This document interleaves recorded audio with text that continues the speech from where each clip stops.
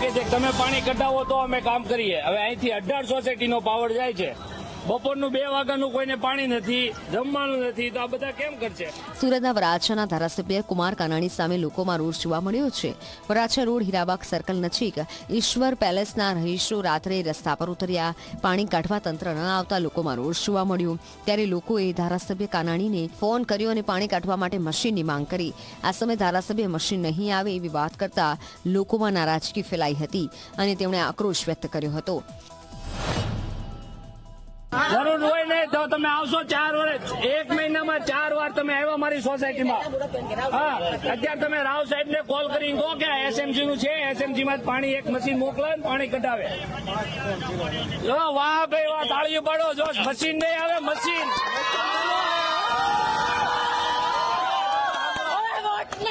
હા, આ તમારા વોટ નો છે ને, તમે દુરુપયોગ કર્યો છે. આટલા જણા હાલો.